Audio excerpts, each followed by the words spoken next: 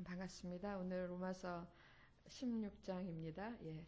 이게 낮 예배 때도 말씀드린 것처럼 그 16장이 마지막 장이거든요. 예. 책을 한 권 띄면 책거리 하잖아요. 책거리 하는 날은 주로 파티를 여는데 옛날에 책거리 할 때 떡을 해서 먹었잖아요. 오늘 그래서 떡이 있습니다. 우리 전도사님 결혼하시고 또 너무 감사드리고 축하드리는데 오늘 떡을 많이 해오셨어요. 그래서 저희들에게 이렇게 베푸셨는데 이따가 그 떡이 이 책거리 떡이라고 생각하시고 고맙습니다. 예. 오늘은 로마서 16장 저희가 어저께 우리 애들이 이제 일주일 동안 성경을 한 번도 안 열어보다가 토요일이 되면 급해요. 토요일 밤 되면. 예. 토요일도 낮에는 얼굴을 구경 못하고 밤이 되면 이제 급합니다. 그러면서 질문들을 엄마 이게 무슨 사람 이름만 나오고 여기서 어떻게 해야 될지 모르겠다고 고민들을 하는데 정말 로마서 16장에는 많은 그 사람들의 이름들이 기록이 되어 있습니다. 그리고 그들에 대한 설명들이 기록이 되어 있는데 저는 이렇게 직접 세어보진 않았지만 26명이래요. 그리고 이 사람들에게 붙여진 이름이 있습니다. 별명이 있는데 그 별명이 뭐냐면 바울의 동역자들이에요. 예, 그래서 제가 오늘 저는 바울의 동역자들 이렇게 하지 않고 복음의 제사장들이라고 제목을 붙였는데 이 사람들의 26명 말고도 더 있겠죠. 예, 바울의 동역자들 이들에 대해서 한번 이야기를 하고 이들로 인하여서 로마서는 무슨 책? 이러면 복음의 책이에요. 그래서 우리가 복음이 어떤 건가를 다시 한번 생각해보는 그런 시간이 됐으면 좋겠습니다. 예, 그 바울의 동역자들 했을 때에 그 동역한다라는 말이 그 한자어나 우리 한자어가 같을 동이잖아요. 함께 같이 일을 한다. 이래서 함께 일하는 자 이렇게 해석할 수 있어요.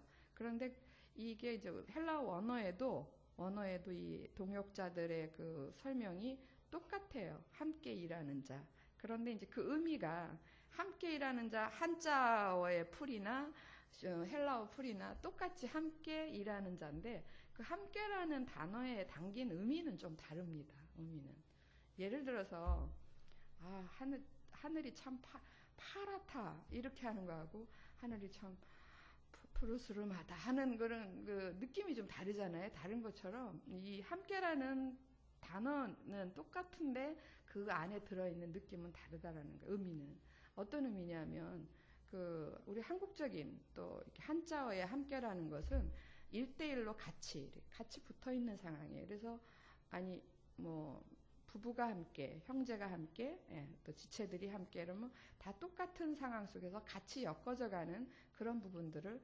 함께라고 표현을 합니다. 그래서 개개인 하나하나는 다 독립적이면서 그러나 묶어져서 하나.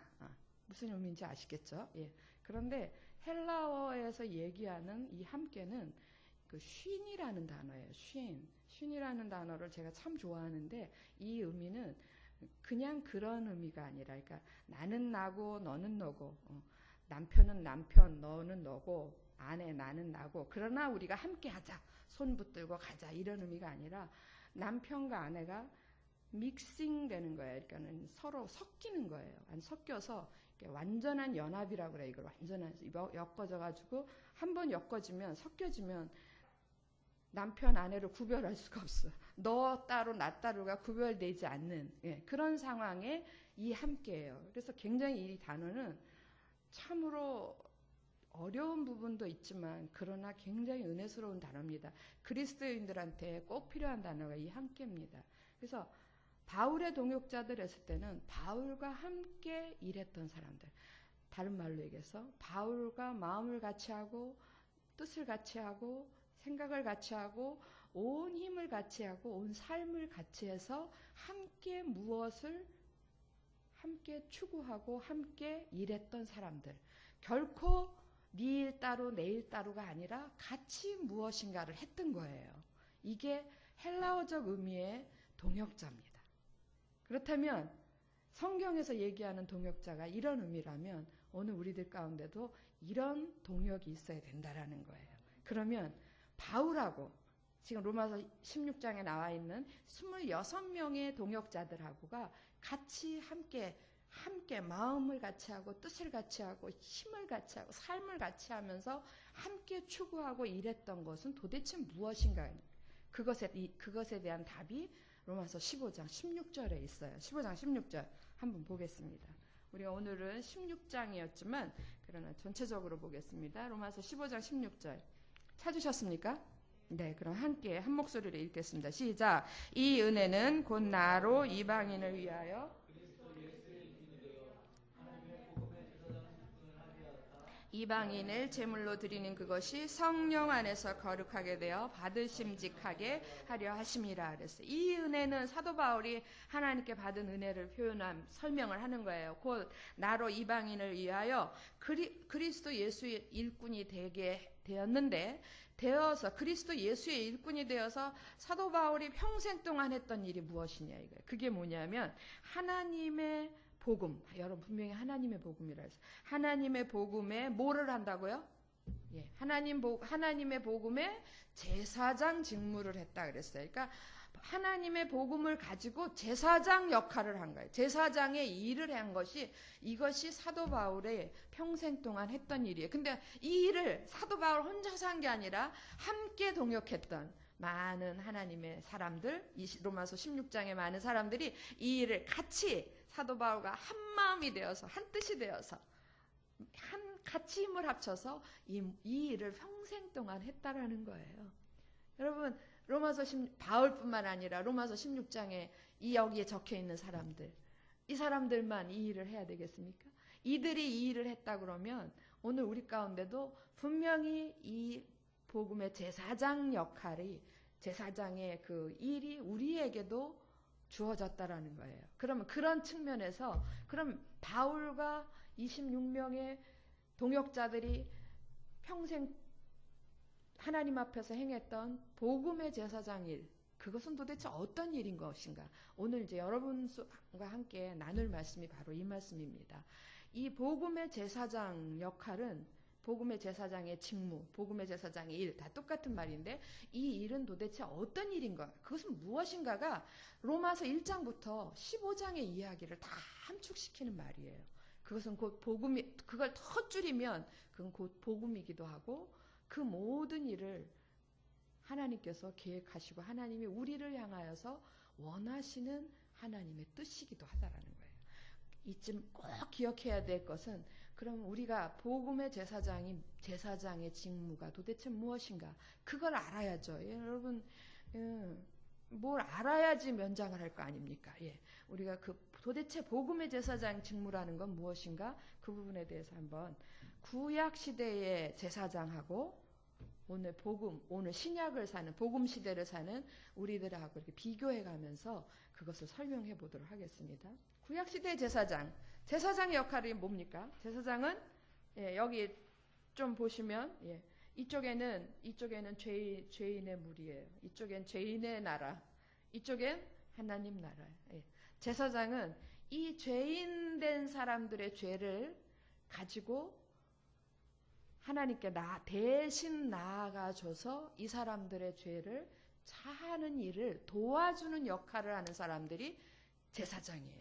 그래서 이 사람들의 죄의 값을 가지고, 죄의 값은 사망이거든요. 이 사람들의 죄의 삭세 값을 가지고 나가서 하나님 앞에 그 죄사함을 위하여 제사를 드려주는 일이에요. 이들의 죄값을 치르는 일을 돕는 역할을 하는 거예요. 죄 지은 사람이 직접 가지고 나가는 게 아니고, 죄 지은 사람은 뭐만 들고 오냐면 재물만 가지고 와요. 그러면 그걸 가지고 하나님 앞에 나가서 대신해서 제사를 드려주는 역할을 하는 사람은 제사장인 거예요. 그러므로 결과적으로 무엇을 위해서 그 제사를 드려줌으로 인해서 이 죄인된 사람의 죄가 없어지고, 우린 이걸 죄사함이라 그래요. 그래서 무슨 죄인이 아닌 무슨 인이 되는 겁니까? 의인이 되게 하고, 그러므로 인하여 하나님하고 다시 다시 연결이 되게 하는 거예요. 그래서 멀리 뚝 떨어져 있던 하나님하고 다시 연결이 되고 하나님 안에서 이제는 하나님이 그들을 향하여 뭐라고 부르냐면 너는 나의 백성이요 너는 나의 자녀다라고 부를 수 있고 하나님 앞에 설 수 있는 그런 은혜의 자리에 나아갈 수 있도록 돕는 역할을 하는 것이 제사장의 역할입니다. 이게 구약시대의 제사장의 역할이에요. 자, 구약시대의 제사장들은 죄인이 있어요. 그럼 그 사람의 죄값이 그 사람을 데리고 가서 그 사람을 죄에 싹슨 사망이요 그 사람을 쳐 죽이는 게 아니라 쳐 죽이면 끝이잖아요. 그러면 정말 요즘 텔레비에 나오는 것처럼 끝 아닙니까? 끝. 그러면 안 되는 거잖아요. 그거는 하나님이 진정으로 원하시는 게 아니에요. 하나님이 진정으로 원하시는 것은 모든 사람이 영원한 생명을 누리는 거예요. 하나님의 생명을 받아서.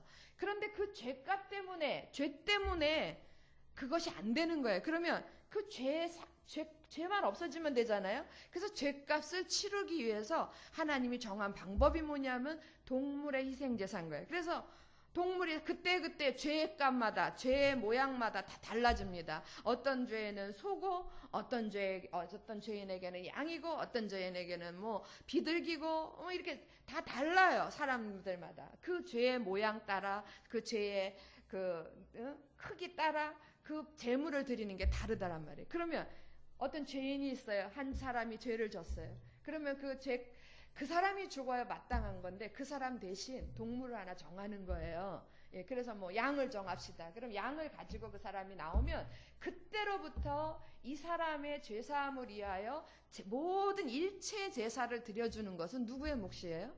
제사장의 몫인 거예요. 그래서 이 가지고 온 제물을 제사장이 죽입니다. 그래서 생명의 값, 죄의 싹슨 사망이요. 죄의 값을 치러버리는 거예요. 그러므로 인하여 이 사람은 죽음에서 면제가 되는 거예요. 그리고 끝입니까? 제사장, 이제 양을 죽여버렸어. 그러니까 이제는 끝이야. 그게 끝이 아닌 거예요. 여러분이 출애굽기, 레위기 그 제사 제도에 대해서 이미도 많이 알고 계시겠지만 그 제사 제도를 자세히 보시면 그 동물을 죽인, 희생 제물을 죽인 것은 순간입니다. 그 다음에 제사장이 하는 역할이 더 많아요. 그 다음에 제사장들이 해야 될 일은 이 죽인 양을 가지고 와서 번제단에 가지고 와서 그 양을 어떻게 합니까? 번제로 드리는 거예요. 여러분 번제로 드렸구나. 그런 정도가 아닙니다. 번제라는 것이 얼마나 두렵고 얼마나 무서운 건데요. 그 제물의 모든 각을 다 뜨는 거예요. 모든 사지를 다 자르고 팔다리를 다 자르고 몸에 각을 다 떠서 부위 각을 떠가지고 어쩌라고요? 부위 각을 다 떠서 포장해서 어디다 둡니까? 아니요. 그걸 다 떠가지고 그 번제단에 있는 불에다가 그 모든 제물을 태워서 그 태워지는 향기로 하나님께 드리는 거예요. 그 결과로 하나님은 거기까지 보시고 이 사람의 모든 죄를 내가 사하노라 이렇게 되는 거예요. 그리고 그 사람은 다시 하나님과 연결된 사람이 되는 거예요. 하나님의 백성이 되고 하나님의 자녀가 되고 할렐루야. 이게 구약 시대의 제사장이 했던 일들이에요. 오늘 우리는 신약 시대를 살고 복음의 시대를 사는 사람들입니다. 오늘 복음의 시대를 사는 우리들에게는 똑같은 상황 속에서 제사장이 있는데 그때 이 두 복음의 제사장의 역할은 상황은 똑같아요. 한쪽에 여전히 그때나 지금이나 여전히 한쪽에는 죄인들이 있고 여기는 하나님이 계시고 똑같아요. 결코 죄 지은 사람하고 하나님과 같이 할 수가 없어요. 그래서 죄를 질 때마다 우리가 하나님과 멀어지고 죄를 지은 자마다 하나님과 상관없는 자가 되고 우리는 사망에 처할 수밖에 없어요. 하나님의 원하심은 이 사람들을 불러 모두가 다 이 사람들에게 새 생명을 주는 것이 그리고 하나님과 함께 하나님의 나라를 이루어가는 것이 하나님의 뜻이에요. 그 일을 위해서 하나님이 구약시대에 동물의 제사, 희생제사를 허락하셨다면 이 신약시대에는 어떤 것을 허락하냐면 복음의 제사를 허락한 거예요. 복음의 제사. 그러니까 구약시대에 제가 지금까지 설명한 것처럼 죄를 지은 사람이 있으면 뭘 잡는다고요? 양을 잡고 소를 잡고 동물을 잡았어요. 그런데 이제부터는 신약시대에서는 동물 대신 뭘 드리냐면 복음을 드리는 거예요. 복음을. 제사장이 복음을 가지고 제사를 드리는 거예요. 그러면 죄의 값은 사망이라고 그랬는데 사망의 값은 누가 치러? 값을 못 치르는 거 아니에요? 그러면 죄사함을 못 받는 거 아니에요? 아니요. 그 복음 안에 다 들어있는 거예요. 우리가 지금 15장 16절에서 읽었던 것처럼 뭐라 그랬냐면 예수 그리스도의 일꾼이 되어 하나님의 복음의 제사장 그랬어요. 이 복음은 누가 주신 복음이냐? 하나님이 주신 복음이에요. 누구에게? 죄인들에게. 여러분, 하나님한테는 복음이 필요 없어요. 죄인들에게 필요한 거예요. 그래서 하나님이 죄인들을 위하여 주신 정말 놀라운 은혜고 놀라운 선물이고, 은혜라는 말이 선물 아닙니까? 놀라운 선물이고 놀라운 축복인 거예요. 그 죄인들에게 주신 그 선물, 그 복음, 그걸 가지고 이제 제사장이 제사를 드리는 거예요. 여러분, 근데 그 하나님의 복음을 다른 말로 표현하면, 괄호 열고 다른 말로 설명을 하면 예수 그리스도로 말미암은 복음입니다. 하나님이 자, 옛다 복음을 받아라 그러고 뭘 던져줬겠어요? 하나님의 죄인들을 향하여 던져준 복음 안에는 그 복음은 예수 그리스도가 없으면 안 되는 거예요. 예수 그리스도의 희생이 없으면 안 되고, 예수 그리스도의 삶이 없으면 안 되고, 모델이 없으면 안 되고, 예수 그리스도의 몸이 없으면 안 되는 거예요. 그래서 하나님의 복음의 다른 또 하나의 설명은 예수 그리스도로 말미암은 복음인 거예요. 예수 그리스도 없으면 그 복음은 있지도 않은 거예요. 있지도 않고 있을 수도 없는 거예요. 그래서 하나님이 우리 가운데, 죄인들 가운데, 우리 죄인들 가운데 던져주신, 선물로 주신 그 복음은 예수 그리스도의 복음이라고도 이야기해요. 자, 이제 그 예수 그리스도의 복음을 가지고 제사를 드리는 겁니다. 복음의 제사장이. 어떻게 드리나 봅시다. 우선 아까 구약시대에 제물을 가지고 왔으면 어떻게 해야 돼요? 죽여야죠.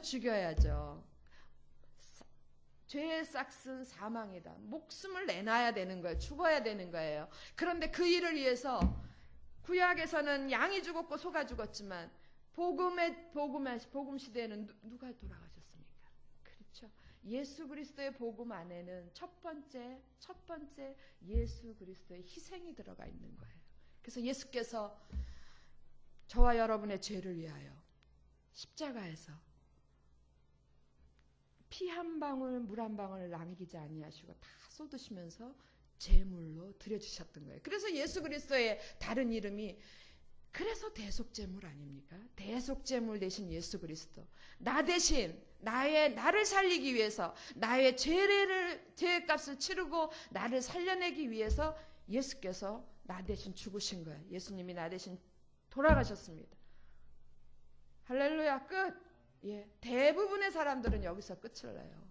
여기서 나 대신 돌아가셨구나, 감사해요. 그리고 성경에 얘기하고 있어요. 요한복음에 영접하는 자, 그 이름을 믿는 자들에게는 하나님의 자녀가 되는 권세. 아, 예수 그리스도 믿고 나는 사망에서 면제됐구나, 나는 살았구나, 그리고 끝인 거예요. 여러분, 방금 전에 구약시대의 제사장들이 하는 일을 쭉 제가 설명을 드렸어요. 양을 쳐 죽이고 소를 쳐 죽이고 그걸로 끝입니까? 아니요. 그 다음부터 일이 더 많다 그랬어요. 그 죽은 양을 가지고, 그 죽은 소를 가지고 번제단에 나아가서 그 다음부터의 일이 더 많고 더 수고스러운 거예요. 어떻게 해요? 다 각을 떠서 번제로 하나님 앞에 불로 태워드리는, 거기까지의 역할이 제사장 역할인 거예요. 이제 어떻게 하시겠습니까? 나 대신 동물이 아닌 예수께서 돌아가셨어요. 우리는 이거 너무너무 감사해서 이것 때문에 이 은혜 앞에서 눈물을 흘리고 감사하고 그리고 살고 있지 않습니까? 그러면 제사를 지금 들이다만 거예요. 거기까지만 하면 제사를 들이다만 거라고요. 제사를 완료를 시키지 못한 거예요.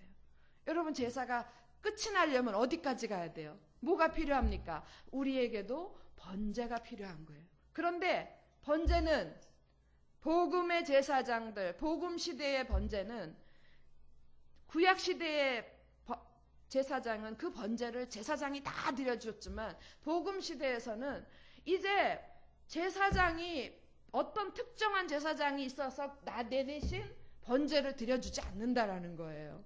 그 번제는 누가 드리냐면, 희생은 예수께서 나를 위하여 십자가에서 나를 대신하여 돌아가셨지만, 번제는 그래서 살아난 우리들이, 새 생명을 얻은 우리들이 번제를 드리는 거예요.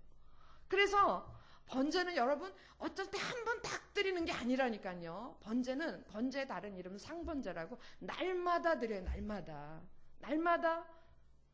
드리는 게 번제예요.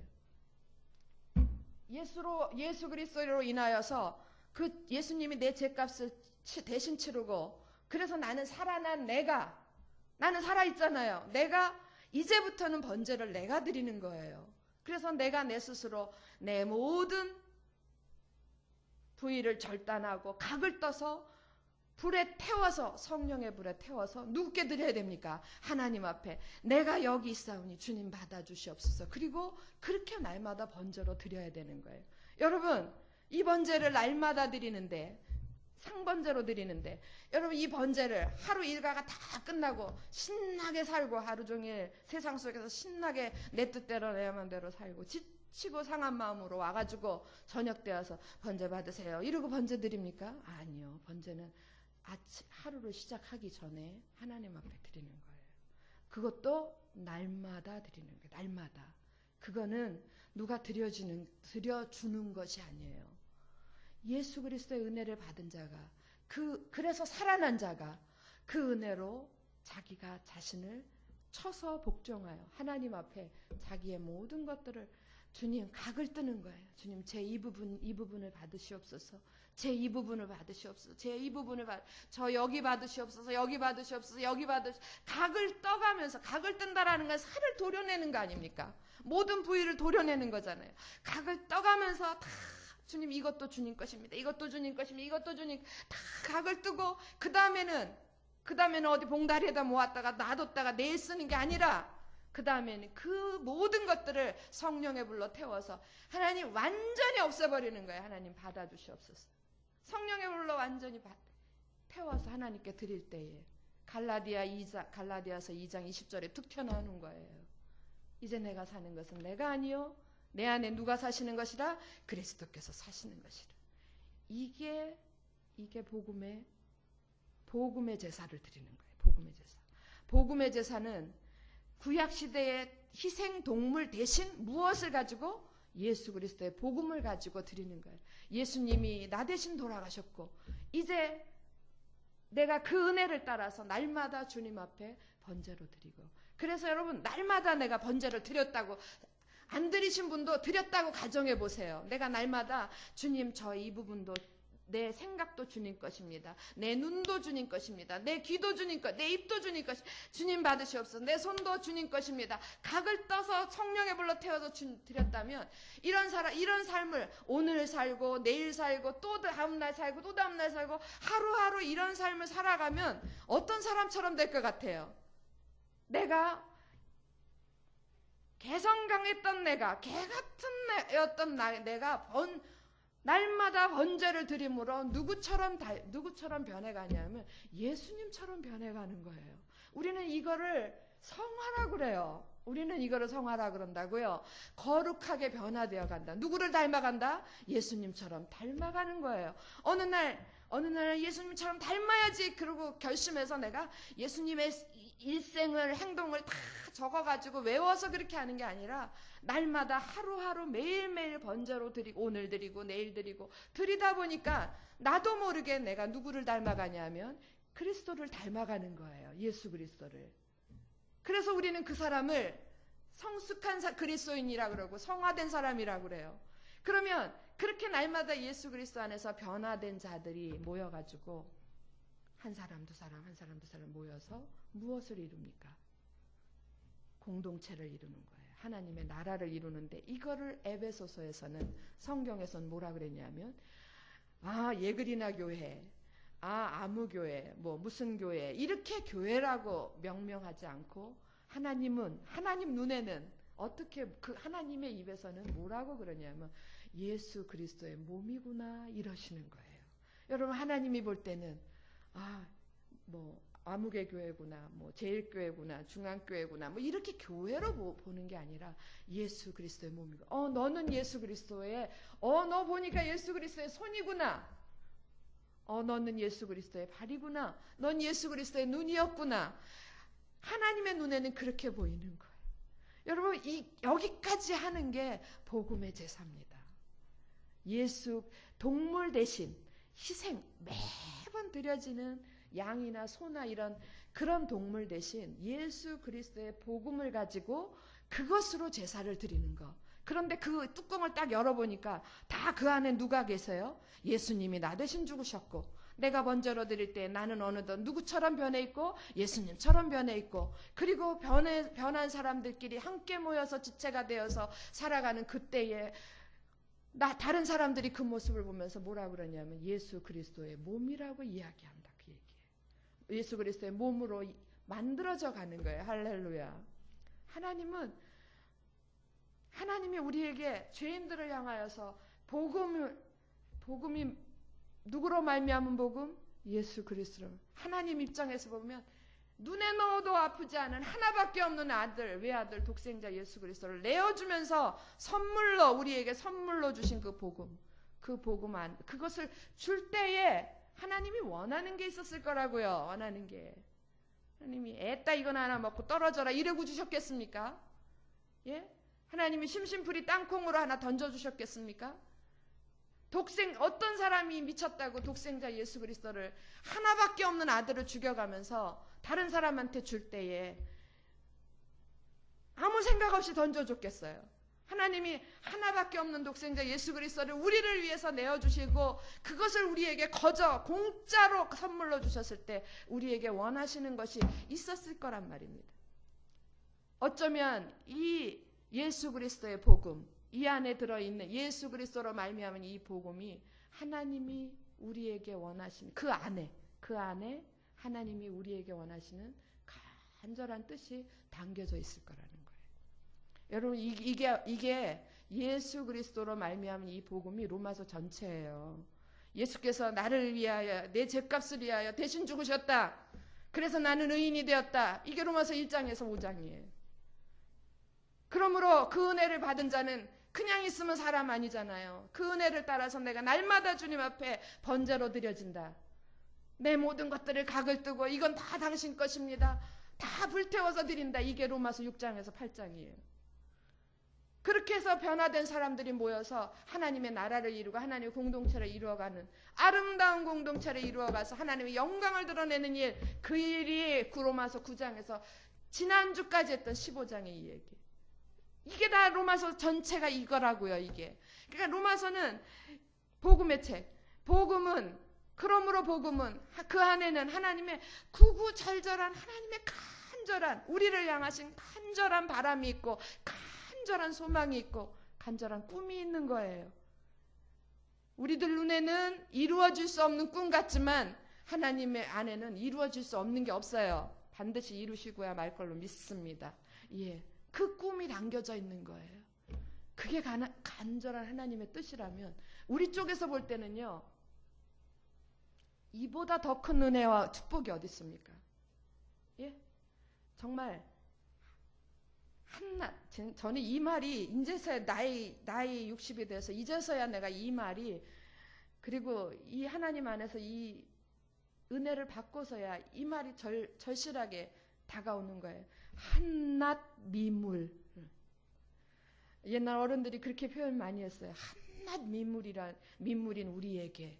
그분들은 여호와 하나님의 존재를 모르는데도 자기들을 가리켜서 노인들께서 얘기하실 때 한낱 미물인 사람에게 이렇게 얘기를 해요.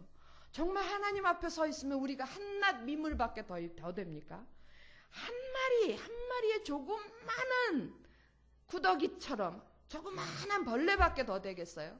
그런 존재도 안 되는 게 우리 아닙니까? 근데 한낱 미물인 우리에게 이보다 더 큰 은혜가 어디 있고 이보다 더 큰 축복이 어디 있느냐고요. 우리가 어떻게 해서 하나님이 이 천지를 만드시고 이 천지의 주인이신 하나님께서 그 아들을 위하여 나를 내어주시고 나를 살리셨는데 어떻게 해서 우리가 이런 은혜를 받을 수 있겠습니까? 세상에 나를 위하여 죽는 자가 부모들 죽겠습니까? 나는 우리 자식들을 위해서 대신 못 죽어요. 많은 데서 그런 글이 있지만 나는 대신 죽을 수는 없어요. 온 마음을 다해서 간호하고 치료해 주려고 노력은 해도 대신 죽을 수는 없어요. 그럼 어떻게, 정말 어떻게라는 게 개그의 재료로 쓰이는 게 아니라 정말 어떻게 하여서 우리가 이런 은혜를 받을 수 있냐고요.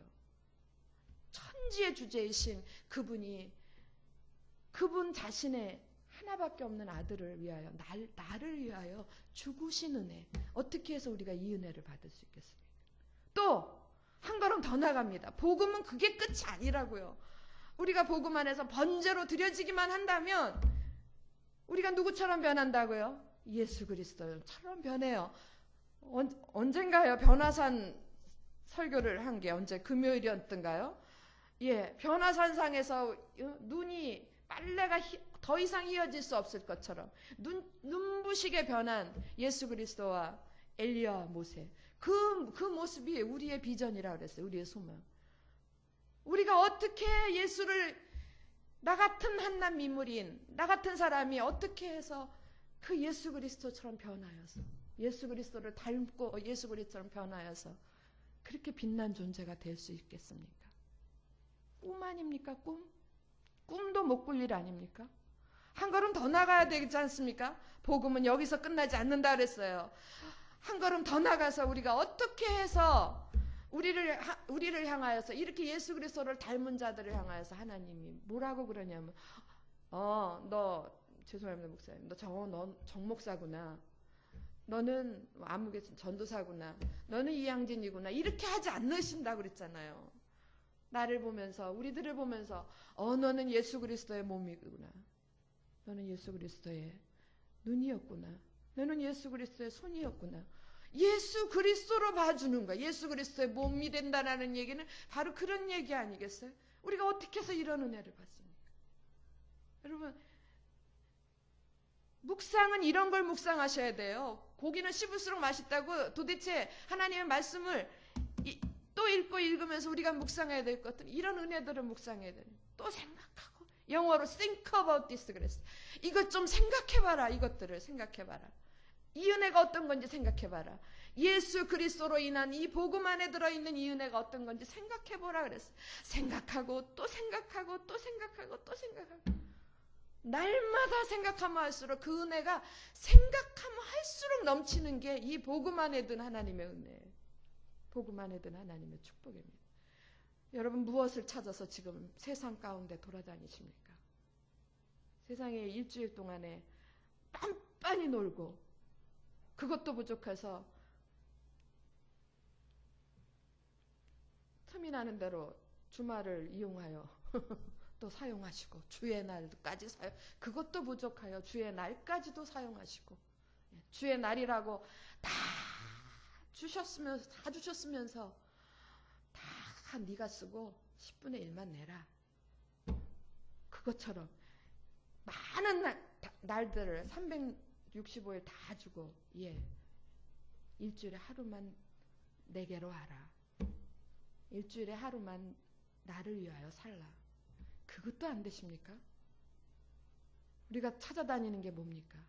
무슨 은혜, 무슨 축복을 더 받고 싶으십니까?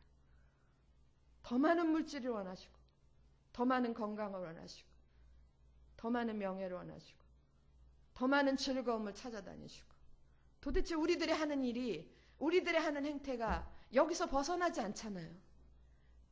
하나님의 복음에 대해서 생각을 해보시기 바랍니다. 이 은혜 앞에서, 이 은혜를 저와 여러분에게 주신 거 분명하면 여러분 받으셨습니까? 이 은혜를 받은 자라면 꼭 해야 될 일이 있습니다. 이 은혜 앞에서 우리가 잊지 말고 해야 될 게, 하나님 앞에, 다른 표현으로 하면 하나님 앞에 갚아야 될 것이 있어요. 그게 복음의 제사장이에요. 첫 번째가 두 가지만 얘기해요. 첫 번째는 복음의 사람이 돼야 돼요. 구슬이 서말이라도 꾀야 보배라 그랬는데, 꾀야 보배기 전에 이미 구슬이 좀 있어야 돼. 구슬이. 구슬이 없으면 아무리 바늘과 실을 가지고 꿰려고 그래도 꿰 구슬이 있어야죠. 구슬만 있고 꿰지 않는 것도 문제지만, 꿰려고 했는데 구슬이 없는 거, 그건 더 큰 문제예요. 밥을 해 먹으려면 뭐가 있어야 돼요? 밥을 지을 재료가 있어야 되는 것처럼, 여러분이 복음의 제사장 역할을 하기 위해서는 이게 은혜 갚는 거예요. 하나님 앞에 은혜 갚는 건데, 여러분, 이러기 위해서는 우리가 먼저 구슬이 있어야 돼. 그게 뭐냐면 우리 자신이 먼저 복음의 사람이 돼야 돼요. 여러분, 로마서 1장 1절 딱 열어보세요. 로마서 1장 1절 딱 열어보세요. 여러분 무슨 말씀이 나옵니까? 1장 1절 같이 한 목소리 읽겠습니다. 시작. 예수 그리스도의 종 바울은 사도로 부르심을 받아 하나님의 복음을 위하여 택정함을 입었으니 그랬어요. 예. 분명히 사도 바울은 로마서 1장 1절을 딱 열으면서 뭐라 그러냐면 복음을 가리켜서 말하기를 하나님의 복음이라고 그랬어요. 이 복음은 하나님이 우리에게 주신 복음이야. 하나님의 복음이라고 그랬는데 오늘 16장 와보세요. 맨 마지막 장이에요. 맨 마지막 장 16장. 예? 로마서 16장 25절 찾으셨습니까? 같이 한 목소리로 읽겠습니다. 시작. 나의 복음과 예수 그리스도를 전파함은 25절 나의 복음이라 그랬어요. 25절 분명히 시작할 때는 사도 바울은 이건 하나님의 복음이야 그렇게 얘기했는데 로마서를 쭉 거쳐오면서 중간 부분부터 사도 바울의 입에서 튀어져 나오는 말이 있어요. 이 복음은 누구 복음이야? 나의 복음이야. 이렇게 얘기하는 거예요. 바울은 어느덧 복음의 사람이 되어 있었던 거예요. 여러분 그러면 이 복음은 사도 바울만의 복음입니까? 사도 바울만 가져야 되겠습니까? 아니면 조금 더 나가서 로마서 16장에 있는 이 26명의 사람들만 가져야 되겠습니까? 아니요. 이 복음은 여러분과 저와의 복음이 되어야 돼요. 그래서 우리들 입에서도 그런 고백이 나와야 돼요. 아, 하나님의 복음 이게 아니고 어느덧 나도 모르는 새에 이 복음은 나의 복음이야. 그 말은 무슨 말이냐면 나는 복음의 사람이 되었다 그 얘기예요. 여러분 모두가 복음의 사람이 되기를 주의 이름으로 축원합니다.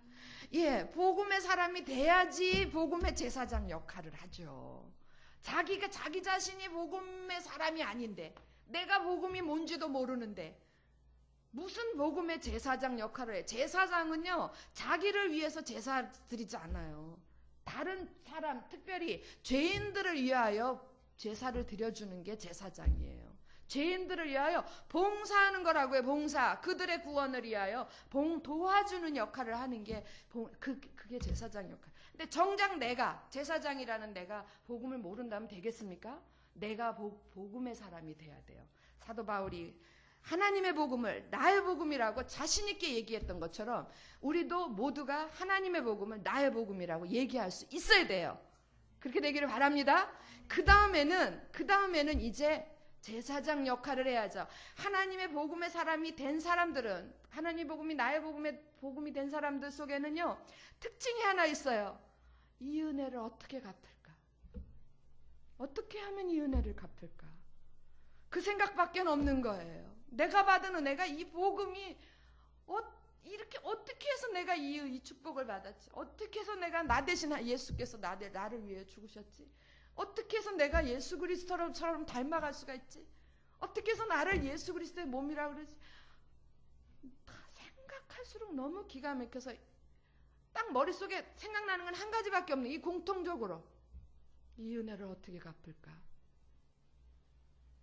하나님께서 명령하신 게 뭐라 그래요?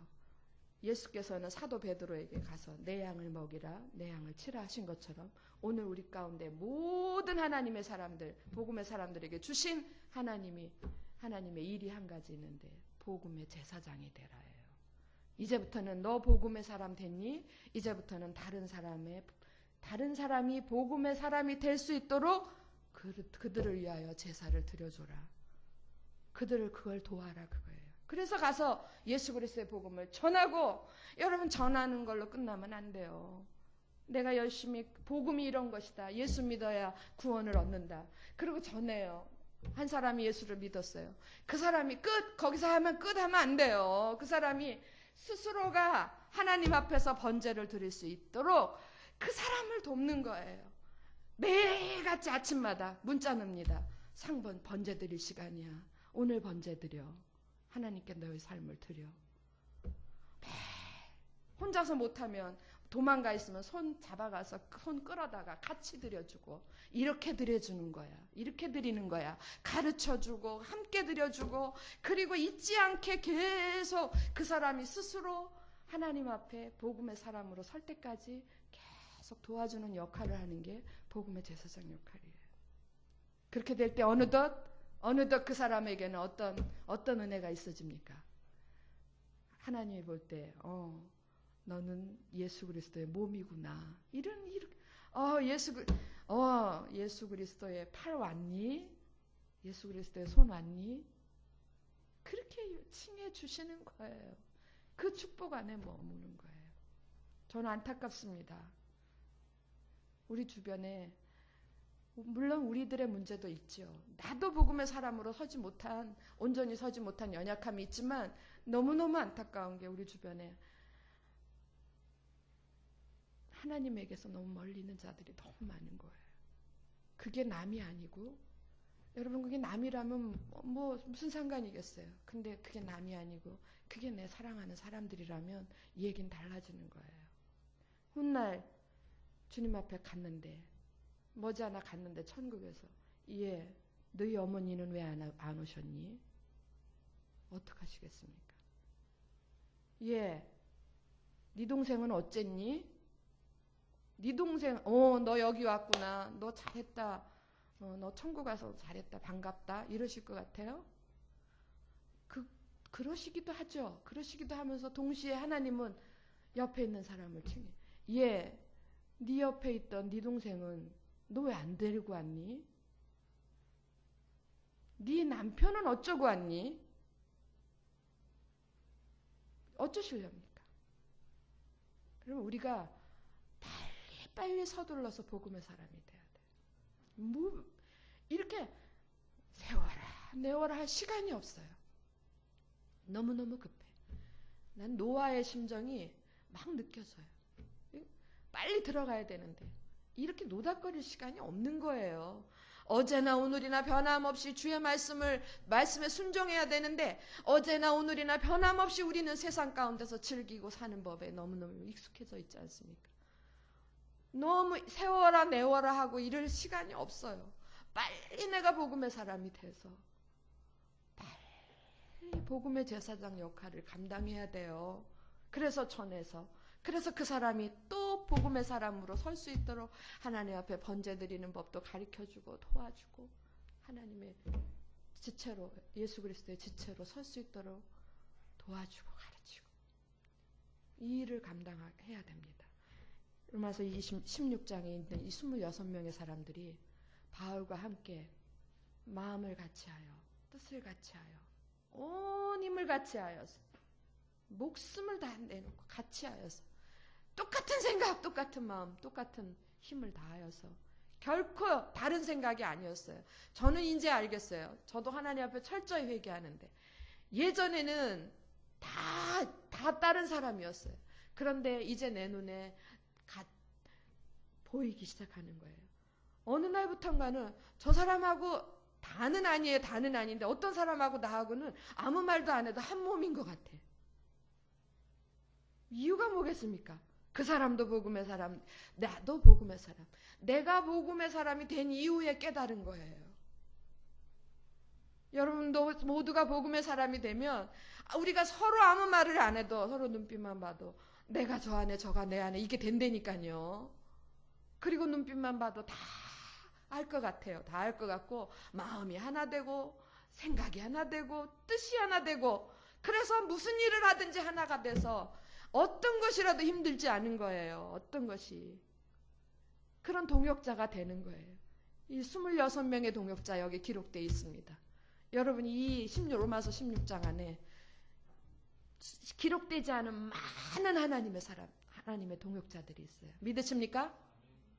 기록되지 않은 많은 하나님의 동역자들, 복음의 동역자들, 복음의 제사장들이 있는데, 그 안에 여러분과 저의 이름이 기록되어지기를 바랍니다.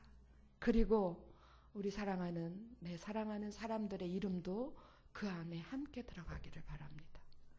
정말 이것이 하나님이 우리를 향하신 간절한 뜻이고 간절한 바람인 것을 여러분에게 알려드리면서, 정말 여러분과 이 시간 함께 기도하기를 원합니다. 우리가 이 시간 기도할 때